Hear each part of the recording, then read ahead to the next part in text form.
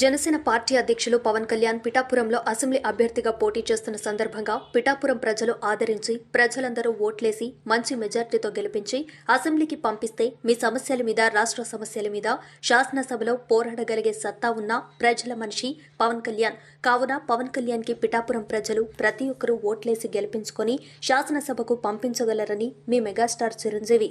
కొడుదల పవన్ కళ్యాణ్ అమ్మ కడుపున ఆఖరివాడిగా పుట్టిన అందరికీ మంచి చేయాలి, మేలు జరగాలి అనే విషయంలో ముందువాడుగా ఉంటాడు. తన గురించి కంటే జనం గురించి ఎక్కువగా ఆలోచించే మనస్తత్వం నా తమ్ముడు కళ్యాణ్ బాబుది. ఎవరైనా అధికారంలోకి వచ్చాక ప్రజలకు ఏదైనా చేయాలనుకుంటారు. కానీ కళ్యాణ్ తన సొంత సంపాదనని కౌలు రైతులు కన్నీళ్లు తుడిచేందుకు ఖర్చు పెట్టడం, సరిహద్దు దగ్గర ప్రాణాలొడ్డి పోరాడే జవాన్ కోసం పెద్ద మొత్తం అందివ్వటం, అలాగే మత్స్యకారులు ఇంకా ఎందరికో తాను చేసిన సహాయం చూస్తుంటే ఇలాంటి నాయకుడు కదా జనాలకు కావాల్సింది అనిపిస్తుంది.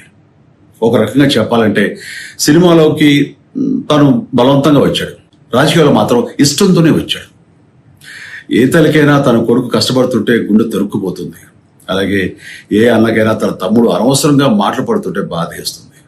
అలా బాధపడుతున్న నా తల్లికి ఈ అన్నయ్యగా ఒక మాట చెప్పాను. నీ కొడుకు ఎంతో మంది తల్లుల కోసం, వాళ్ళ బిడ్డల భవిష్యత్తు కోసం చేసే యుద్ధం అమ్మా ఇది. మన బాధ కంటే అది ఎంతో గొప్పది అన్నాను. అన్యాయాన్ని ఎదిరించకుండా మౌనంగా ఉండే మంచివాళ్ల వల్లనే ప్రజాస్వామ్యం మరింత నష్టమని నమ్మి జనం కోసం జన సైనికుడు అయ్యాడు. తాను బలంగా నమ్మిన సిద్ధాంతం కోసం తన జీవితం రాజకీయాల్లోకి అంకితం చేసిన శక్తిశాలి పవన్ కళ్యాణ్. ప్రజల కోసం, రాష్ట్ర భవిష్యత్తు కోసం ఆ శక్తిని వినియోగించాలి అంటే చట్టసభలో అతని గొంతు మనం వినాలి. జనమే జయను నమ్మే జనసేనాని ఏమి చేయగలడో చూడాలంటే మీరు పిఠాపురం ప్రజలు కళ్యాణ్ని గెలిపించాలి. మీకు సేవకుడుగా, సైనికుడుగా అండగా నిలబడతాడు. మీకోసం ఏమైనా సరే కలబడతాడు, మీ కల నిజం చేస్తాడు. పిఠాపురం వాస్తవ్యులకు మీ చిరంజీవి విన్నపం, గాజు గ్లాసు గుర్తుకి మీ ఓటు వేసి పవన్ కళ్యాణ్ని గెలిపించండి. జై హింద్.